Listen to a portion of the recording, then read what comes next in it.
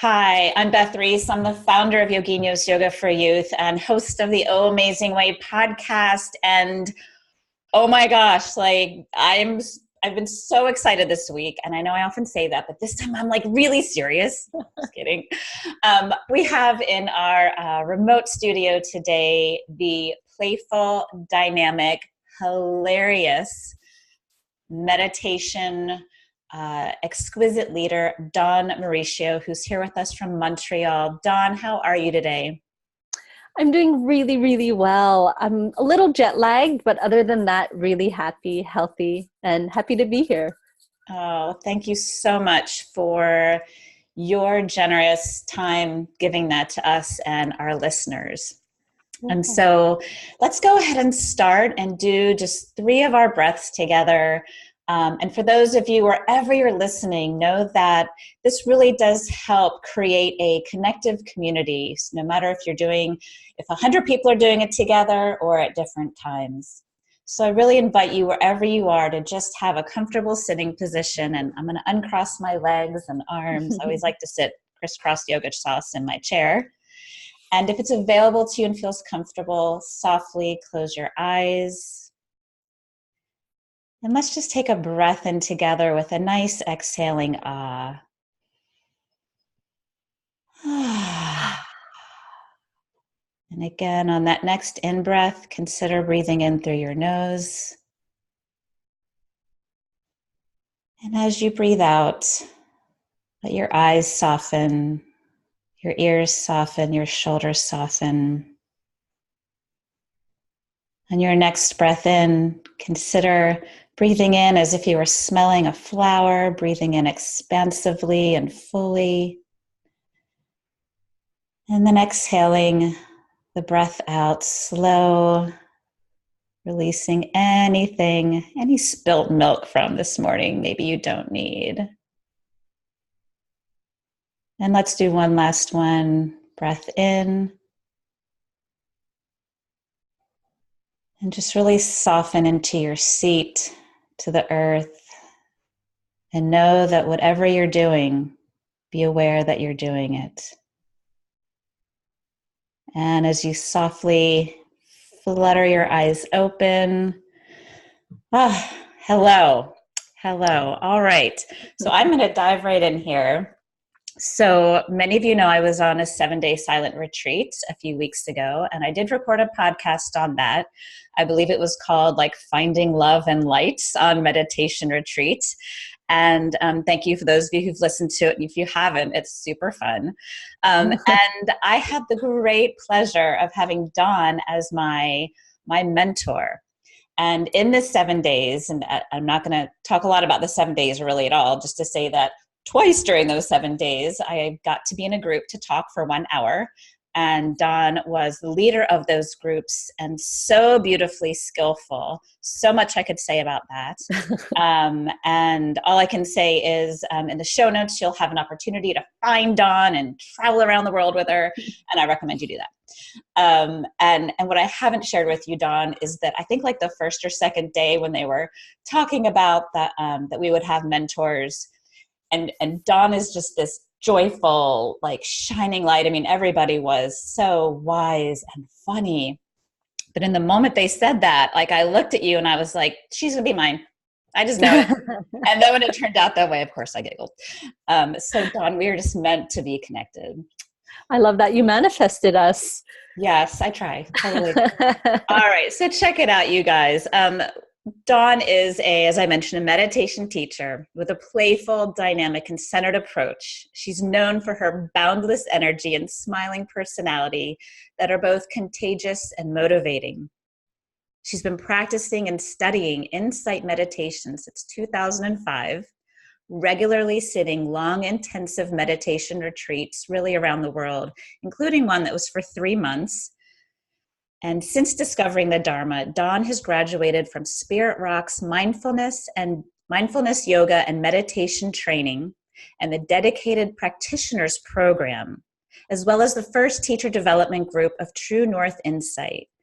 She is a value and purpose-oriented teacher with a passion for inclusivity, particularly exploring how societal conditioning hinders diversity on various levels. She's a meditation retreat teacher for teenagers with Inward Bound meditation education and is currently in Spirit Rock's 4-year teacher training. She's known to teach with a playful, dynamic, and heartfelt approach and leads day-long retreats and mindfulness workshops in Canada and the US.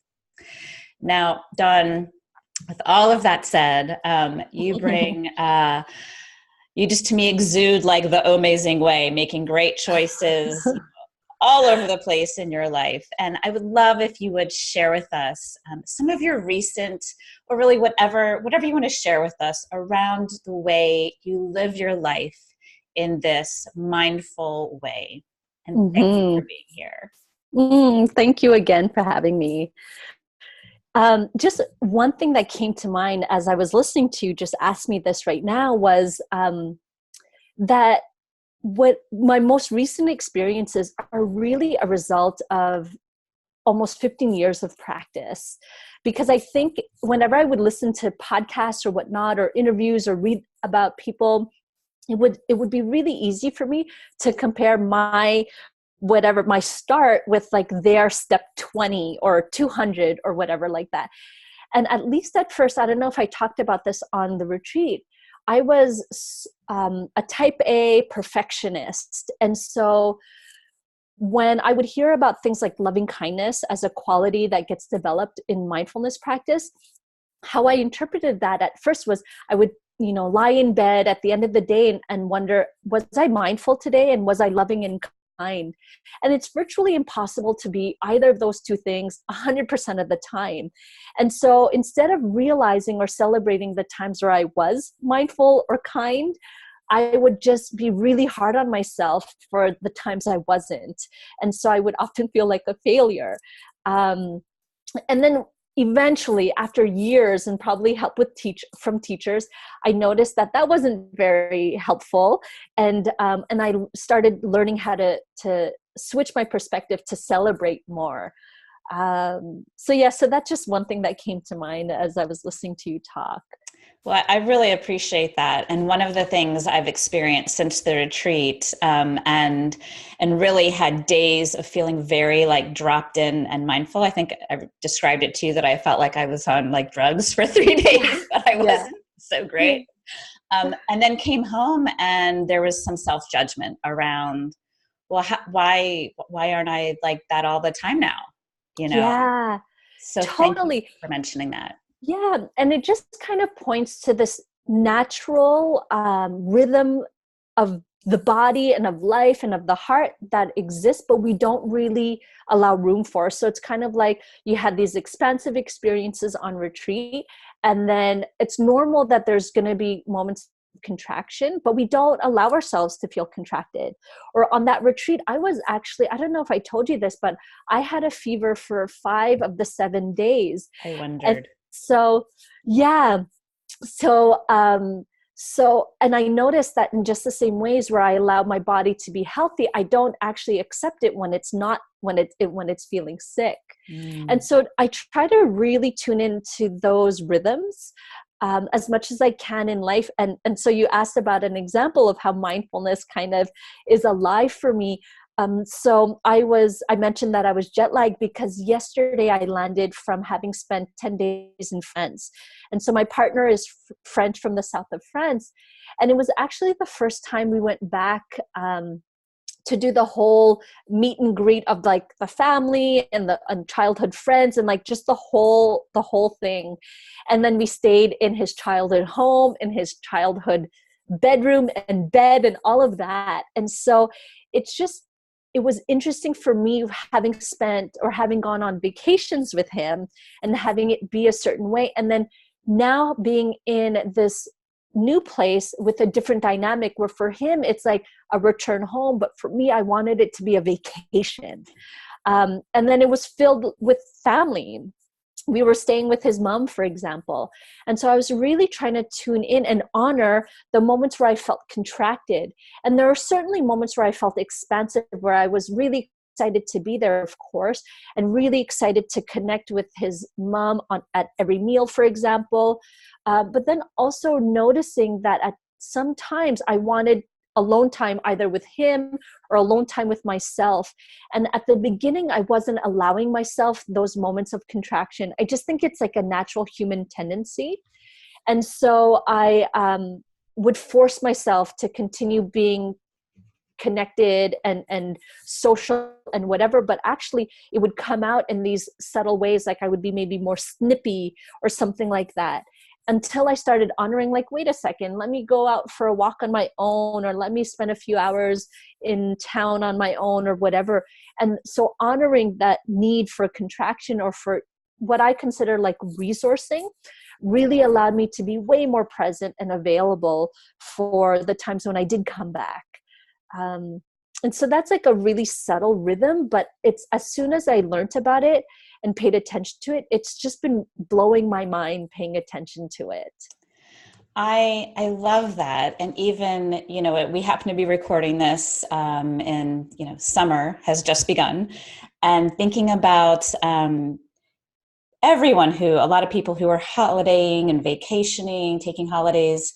And in particular, families, I know myself as a mom myself being on vacation, and what you're pointing to, Dawn, this it's like the expectations we have for ourselves, and the noticing and the self-care and the self-compassion to take care of ourselves. And I love this, that when we feel like we're contracting, instead of fighting it, to honor it. Mm-hmm. And to sort of nurture and be with it, and to reset, exactly, like, what is it that I need right now? Exactly. Because I feel like the moments of contraction or of closing, it's our body telling us that it needs something. But often our society, marketing, whatever, tells us that no, it's all about being pleasant and open all the time, etc. And so we tend to override the system that's telling us, I need to rest, or I need something right now. And then it comes out in these subtle, unconscious ways a lot of times. Yes. And Dawn, was there any, as part of your practice, was there anything, like any words you would come to say to your partner or your in-laws to communicate, like, I'm feeling some contraction, I'm going to do this to take care of myself? Yeah, I would actually say it outright, more bluntly, to my partner. Beautiful. Like, I need space, or something like that. And then to his mom, I would just say, like, yeah, I'm just feeling the need to get out on my own. I'll be back in a few hours. And what was so surprising, I was fighting it for the first few days because I just assumed that it wouldn't be welcomed. So I was operating under this assumption, and I was deciding for them how they were going to react. And when I couldn't really avoid it any longer, and I expressed it, they were just like, yeah, sure. Just like barely blinking an eye. And so I find also that's what might get in the way of us expressing our own needs. We just anticipate for others how they'll react, when that might not actually be true. And I find by anticipating or assuming, I was actually robbing them of a potential openness that was inherently there, but I had assumed wasn't. Yes, I was just thinking how it's so easy for us to create the story for someone else, right? And instead of just being in conversation and practicing that connection and that authentic honesty from ourselves to them, and create and what I find sometimes, Dawn, is that someone, and maybe in the case of your mother-in-law and your partner, it's like, oh, well, that's interesting. Maybe I'll try that, right? So it also becomes a space of sharing an experience where they can learn. Yeah. I love that. I hadn't thought about it like that. And as you're saying that, what came to mind was, I feel like receiving help is, at least in my experience, has been that, where when I went through this surprise breakup or whatever, which I talked about on the retreat, actually, all these amazing friends stepped up and just offered help. And I was just so distraught that I kind of felt like I had no choice, and I accepted it. And now, years out, what they're telling me is that my accepting help has actually empowered them to receive help as well. When I had no idea, when in those moments, I was just in survival mode kind of thing. So yeah. Yeah, and I know, and I can already, like, I'm writing notes of like the 10 more podcasts we'll do together. But also just to say, which we talked about a bit on the retreat, social media and technology, right? Mm-hmm, And, mm-hmm. everyone's showing their vacation pictures and it's go, go, go, what we could create a movement, show us you resting and show us you like having your Yeah. moments of Yeah. self-care on your vacation, right? Yeah. And with that though, just what all of that social media is trying to, I mean, the word undermine is coming up, like undermine what really the human experience is. Hmm. And I think there are people kind of trying to use social media or technology to counterbalance or to counteract that. So there's one profile, I know they're on Instagram, that's where I follow them. It's called The Nap Ministry. And this person, they do these nap tent pop-ups at events, for example, and a lot of their posts are around just like how we glorify something like being busy or sleeping only 4 hours. Like, how can we move away from that kind of languaging and glorify or to put on a pedestal resting and napping, and that it's not a bad thing. Yeah. Absolutely. Yeah. Absolutely. But those types of profiles are certainly few and far between. So Right, right. yeah. Well, I'm telling you, I'm going to start a movement here. Yeah. All right, Dawn, let's take a quick break. And then when we come back, I would love to hear and have you share what you're up to in terms of your bringing your Dharma into the world, leading retreats, and that sort of thing. So, Yeah. all right, friends, we'll be right back.